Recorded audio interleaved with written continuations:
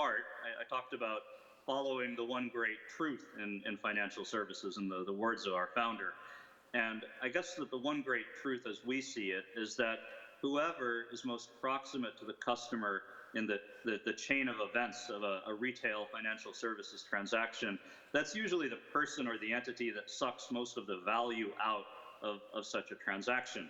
And many of you have had the experience, I imagine, of dealing with agents. Many of you know how very different the conversation is when you are engaged in a bank assurance negotiation with one bank who controls access to many customers versus a conversation with one agent. The balance of power shifts in that conversation around economics. And we looked to a future of digitally native, very agile, very data-rich ecosystems like the Amazons and the Ollie's of the world. And we thought, these are the natural mediums through which financial services products will be sold in the future. And unless we want to be having terms dictated to us by those ecosystems in the future, we really need to go about a process of creating our own digital ecosystems. And so we did. And today we have, I'll give you a few names. We have built a business called Ping On Good Doctor, which is the world's largest telemedicine platform with 300 million registered users on it.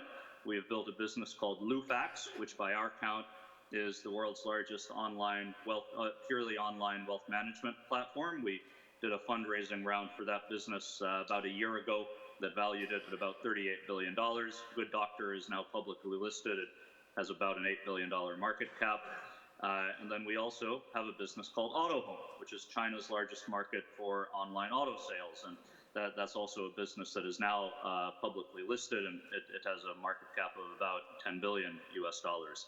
And across all of those ecosystems, we have about 500 million digital users. And you might say, so what?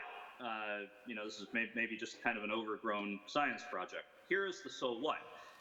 Over 1/3 of our new customers nowadays into our traditional financial services business now come to us via one of those digital ecosystems, one of those digital platforms. So I think it's the reason I work at Ping On is because I find that a fascinating indicator of the overall direction of financial services if you do it right. And I think there are a lot of lessons for financial services companies all around the world to absorb from what Ping On has done.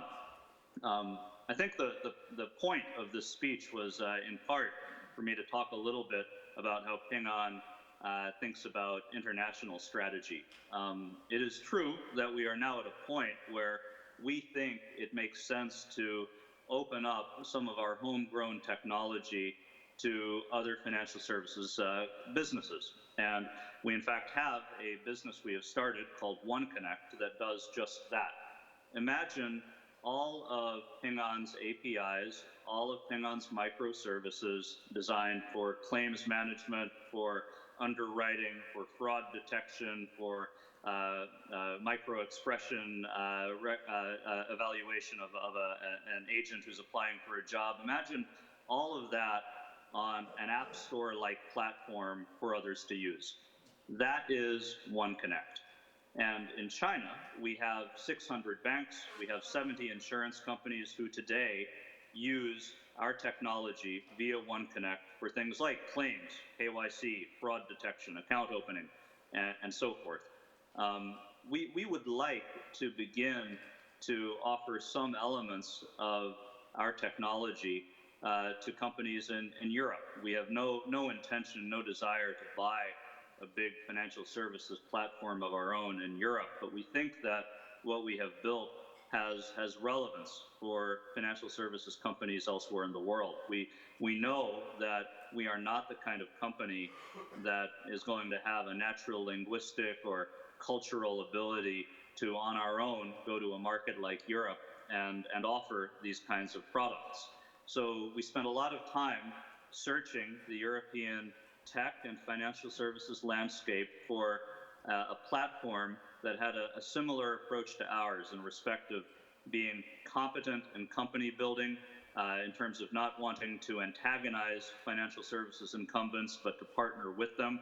And we found Finleap. and we are just incredibly pleased to be able to partner with Finleap, to be an investor in Finleap, and to help to power the Finleap Connect business, which is engaged in exactly the same kind of enterprise that we're talking about in China, empowering, digitizing traditional financial services businesses in Germany and the rest of Europe. And the other way we are partnering with Finleap and with Caro is by beginning to build new digital financial services ecosystems across Europe. And the most interesting example of this, the immediate example of this is Junko, which I think, Caro, is a very good transition back to you. Thanks very much, Don, for the explanation. So